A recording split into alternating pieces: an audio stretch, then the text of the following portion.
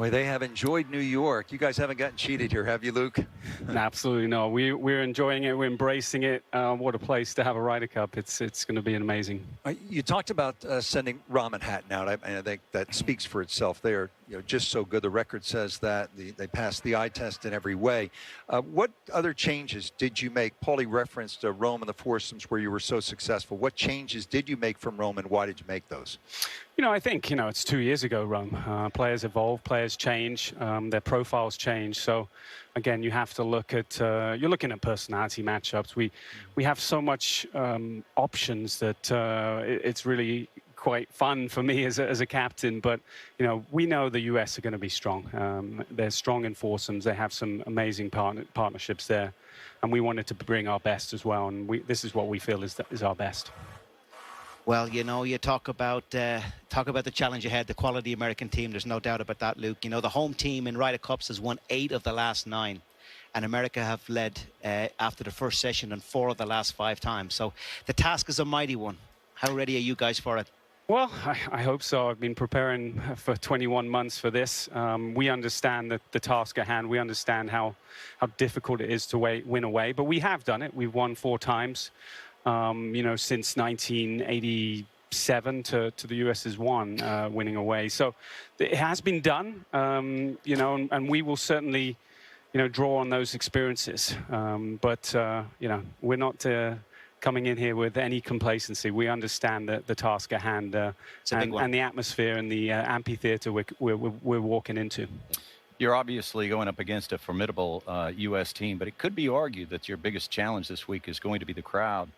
How have you messaged and prepared your team for what could be, and I hope it's not, but what could be the most hostile environment in the history of the Ryder Cup? I think all you can do is have good communication, talk to the guys. There's a bunch of our players that have been in away environments before, so we're learning as a group. We understand. But, I think the messaging is that these are 12 of the best European golfers in the world.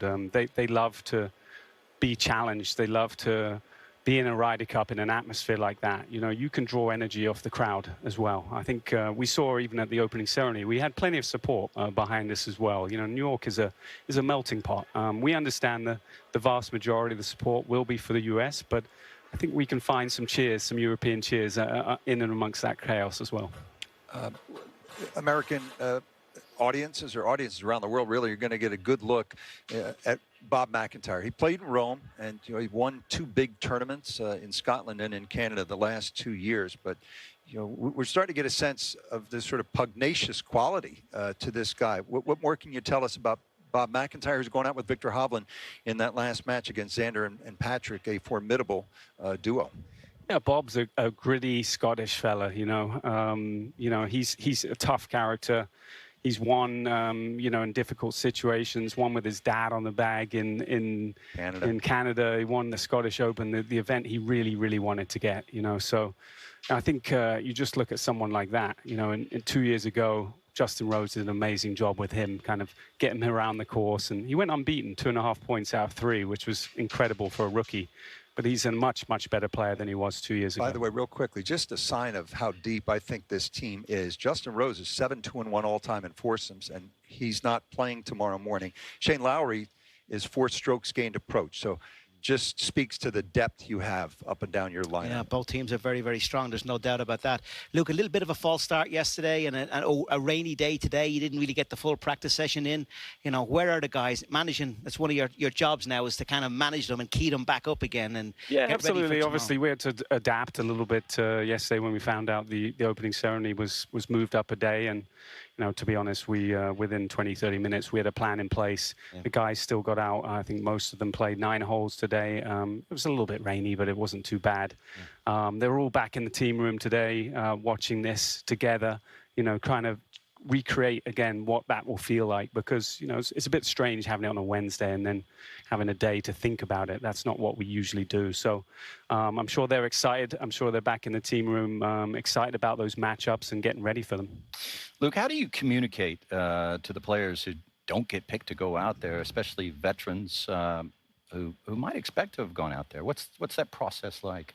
It starts early. Does it? It starts really early. You know, again, we've had a pretty good idea of what our foursomes this morning was going to look like, you know, even a few weeks out. You obviously have to make changes sometimes, you know, depending on how the guys are playing. But to be honest, I've been so impressed with the practice the last week that everyone seems to be in good form, in good spirits.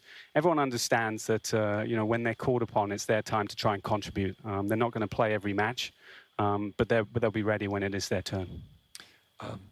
You were #1 in the world, you know, you're one of Europe's best players going all the way back the last 15 years or so, but you have really taken to leading people. You know, I think about, you know, the great Bill Russell, Phil Jackson, Pat Riley.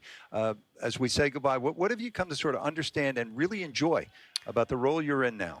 Yeah, I think, you know, when I first got that call 3.5 years ago or so, you know, I had a lot of doubts about myself. It's not sort of a role I really thought I was going to feel that comfortable in. But, you know, you grow into it and you push yourself. And I think just like as an individual, you know, I always wanted to get the most out of myself, be the most prepared I could be, and give myself the best chance. And I think that's, you know, those are the qualities that I've tried to instill as a captain and just try and instill into my players. I know it's for you, it's always been about something bigger than you, but if you do win, it'll be left for us to say. You'll be there with Tony Jacklin and the guy sitting to your right, Paul McGinley, is among the greatest captains in European history. Luke, we wish you nothing but the best. Thank you for your time. Thanks for having me, guys.